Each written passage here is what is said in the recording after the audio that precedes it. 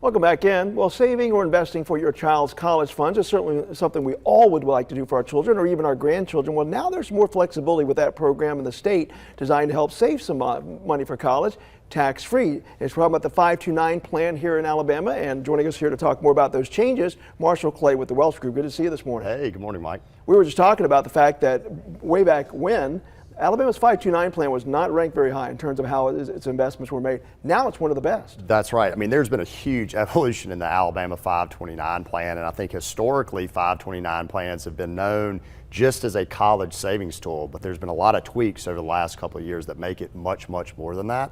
So I want to talk about first, just what is the 529 plan? So it's obviously an educational plan that contributions grow tax-free if they're used for qualified educational expenses, and so that's the area of the law that's really evolved, the definition of qualified expenses. So now it not only includes college tuition, room and board, books, computer equipment, but now it also includes K through 12 educational expenses, so up to $10,000 per beneficiary can be used for private school if a saver wants to use it for that. And then there's something new now where you can use $10,000 per beneficiary for student loan debt. So that's a new provision that just came out here recently.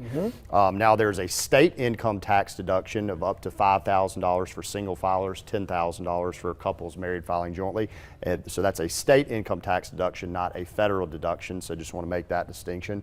And then for those who are lucky enough to have an account that's up to $475,000, once you reach that limit, you can't make further contributions. Now, the account can continue to grow beyond that, but you can't make further contributions to it. And again, this is an interest-bearing account, so you compound interest. You're making money off what you put in, and preferably you're doing that per month. But let's say you have some unused 529 plans. What's the flexibility there now? So very common question I get is, what if my child's lucky enough to get a scholarship, or for whatever reason they don't go to college? What do we do with those funds? So there's a couple of options.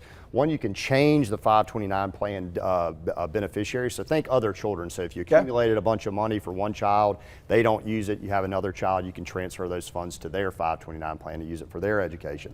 The second thing is you can leave the funds invested longer term, so you're really using it more as a legacy tool where those monies can continue to grow, and I'm talking about grandchildren at that point. So you're helping your children save for their children's college fund, and then you can execute a non-qualified distribution, but obviously tax penalty for taxes, penalties, things like that. They've actually lowered the tax penalty a little bit to make that a little bit less severe. But then this is where you could tie into your retirement. Right. So now this is where the real flexibility begins, and I'm going to talk more in detail about this next week. But there's a new provision that allows for you to roll some of the 529 plan funds over to Roth IRAs for your beneficiaries, and this is a big deal, and I'm going to talk about this much more next week, and they really need to stay tuned for that. All right, Marshall Clay with the Welsh Group. We do appreciate it. Good information this morning. Thank you. All right, we're talking about bears.